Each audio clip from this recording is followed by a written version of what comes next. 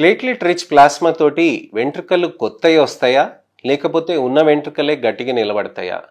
చాలా మంది చెప్తూ ఉంటారు పీఆర్పీ చేయించుకోండి కొత్త జుట్లు కూడా వస్తాయి, ఎలా ఉంటాయి, దానికి ట్రీట్మెంట్ చాలా బాగా పనిచేస్తుంది అని చెప్పి. అసలు దానికి నిజాలు ఎంత, దానికి ఏ విధంగా పనిచేస్తుంది, అసలు పీఆర్పీ ఏ విధంగా మెకానిజం ఆఫ్ యాక్షన్ ఏంటి వెంట్రుకల పైన, వెంట్రుకలు ఎలా గట్టిగా అవుతాయి అనే దాని గురించి అని నేను మీకు ఇవాళ వివరిస్తాను.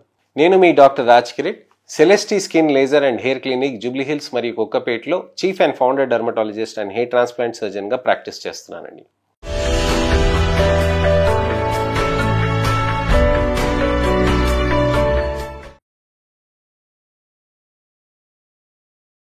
వెంట్రుకలు ఊడిపోతూ లేక బట్టతల వస్తూ లేక ఆడవాళ్ళకి వెంట్రుకలు బాగా పలచగా అయిపోయి మాడు కనిపించటం, జడ బక్కగా అయిపోవటం, పొట్టిగా అయిపోవటం తోటి ఇబ్బంది పడుతూ ఉంటారు. అలాంటి వాళ్ళకి పీఆర్పీ థెరపీస్ తోటి కొత్త వెంట్రుకలు వస్తాయి అని చాలా మంది చెప్తూ ఉంటారు. అది ఎంతవరకు నిజం, ఏ విధంగా ట్రీట్మెంట్స్ తీసుకోవాలి, ఎలా పనిచేస్తుంది, ఎలా మెయింటైన్ చేసుకోవాలి అనే దాని గురించి అని ఇవాళ వివరిస్తానండి. పీఆర్పీ అంటే platelet rich plasma. Platelet rich plasma అనేది చాలా పాత టెక్నిక్.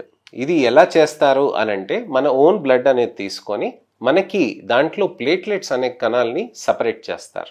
ఈ ప్లేట్లెట్స్ అనే కణాలని సపరేట్ చేయాలనంటే 2 స్పిన్ టెక్నిక్ అనేది చేయాల్సిన అవసరం ఉంటుంది.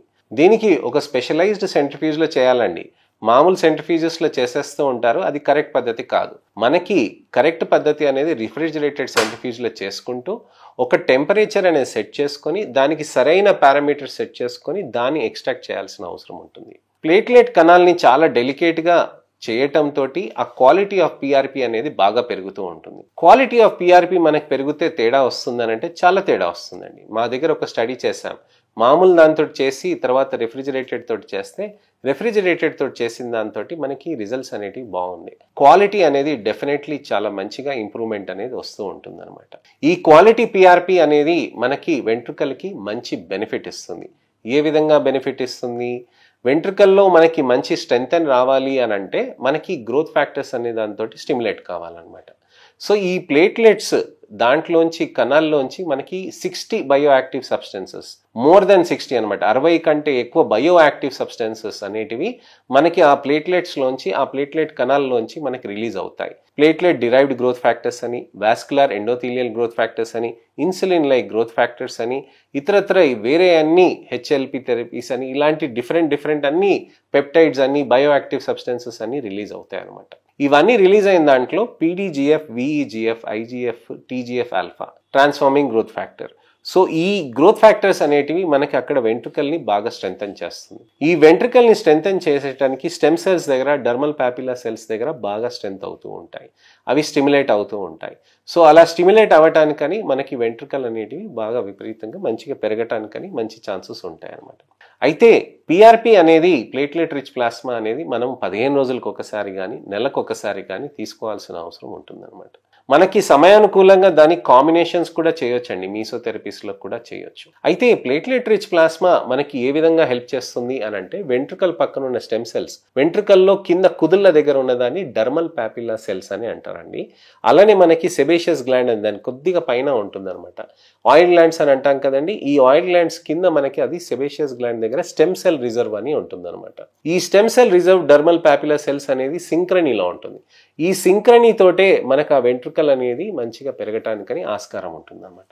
సో ఈ విధంగా పెరిగే ఆస్కారం ఉంటుంది కాబట్టి వీటిని స్టిమ్యులేట్ చేయటానికని పీఆర్పీ థెరపీస్ని యూజ్ చేస్తాం. పీఆర్పీ అనేది మన ఓన్ బ్లడ్ నుంచి తయారు చేసేది కాబట్టి చాలా సేఫ్గా ఉంటుందండి. పీఆర్పీ థెరపీస్ అనేటివి మనకి మంచి రిజల్ట్స్ కూడా తీసుకొస్తుంది. మన ఓన్ బ్లడ్డే కదండి, సో ఎటువంటి ప్రాబ్లమ్స్ అనేటివి యూజువల్గా ఉండవు అనమాట. పీఆర్పీ థెరపీస్ ఎలా చేస్తారు అని చాలామంది అడుగుతూ ఉంటారు. సింపుల్గా మైక్రో నీడ్లింగ్ తోటి మల్టిపుల్ ఓపెన్ పోర్స్ లాగా మనం తయారు చేస్తామండి. చిన్న మైక్రో ఛానల్స్ ఉంటాయి. దాన్ని చేసినాక పీఆర్పీ రబ్ అనేది చేస్తాం. అలా కాకుండా ఇంజెక్షన్స్ కూడా చేస్తాం. ఇంజెక్షన్స్ చేయటంతో వెంట్రుకలు అనేటిది చాలా మంచిగా రిజల్ట్స్ కూడా వస్తాయి. ఇంజెక్షన్స్ మైక్రోనీలింగ్ రెండు కాంబినేషన్ తోటి చేయటంతో ఇంకా బెనిఫిట్స్ అనేటివి ఎక్కువగా ఉంటాయి. మైక్రో నీడ్లింగ్ సీరం ఇన్ఫ్యూజన్స్ మనం చేస్తున్నప్పుడు మనకి ఈ విధంగా పిఆర్పి చేస్తున్నప్పుడు వెంట్రుకలు అనేటివి టెక్స్చర్ పరంగా కానివ్వండి, సర్ఫేస్ పరంగా కానివ్వండి, వాల్యూమ్ పరంగా కానివ్వండి, హెయిర్ ఇంప్రూవ్మెంట్ అనేది మనకి బాగా కనిపిస్తుంది. మాడు కూడా తక్కువ కనిపిస్తూ ఉంటుంది.